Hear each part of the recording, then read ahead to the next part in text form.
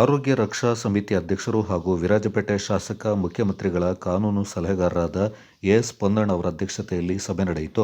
ಆಸ್ಪತ್ರೆಯಲ್ಲಿ ಕಳೆದ 2 ವರ್ಷಗಳಿಂದ ಸ್ತ್ರೀರೋಗ ತಜ್ಞರು, ಕಳೆದ 1 ವರ್ಷದಿಂದ ಮಕ್ಕಳ ತಜ್ಞರು ಹಾಗೂ ಮೂಳೆ ತಜ್ಞರು ಇಲ್ಲದೆ ರೋಗಿಗಳನ್ನು ಬೇರೆ ಬೇರೆ ಆಸ್ಪತ್ರೆಗೆ ಕಳುಹಿಸುವ ಬಗ್ಗೆ ಮಾಹಿತಿಯಿಂದ ಕಲೆ ಹಾಕಿದ್ರು.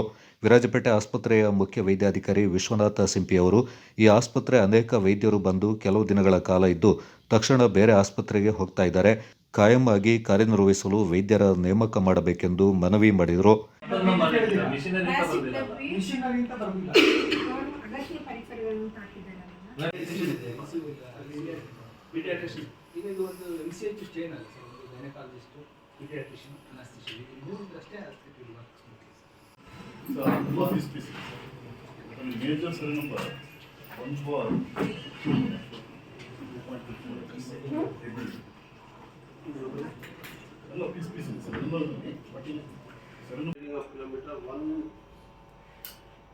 ಶಾಸಕರು ವೈದ್ಯರ ನೇಮಕ ಮಾಡಲು ಸಂಬಂಧಪಟ್ಟ ಅಧಿಕಾರಿಗಳ ಜೊತೆ ಮಾತನಾಡಿ ವೈದ್ಯರ ನೇಮಕ ಮಾಡುವ ಬಗ್ಗೆ ತಿಳಿಸಿದರು.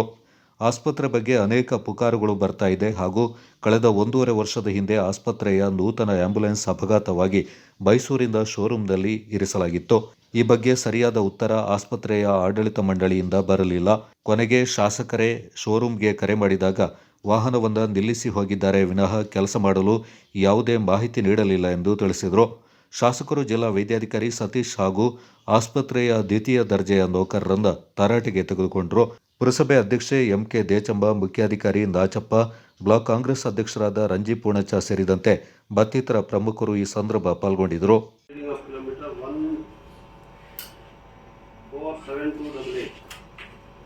Initial reading 145725.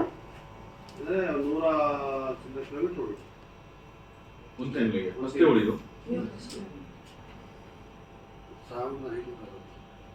ಒಂದು ಲಕ್ಷ 42,000 ಸರ್. ವ್ಯಾಕೆನ್ಸಿ ಇದೆ. ಯಾವುದು ಎಲೆಕ್ಷನ್ ಬಂದಿದೆ, ಯಾವುದು ಈಗ ತುರ್ತಾಗಬೇಕಾಗಿ ಉಂಟು ಕೊಡಿ.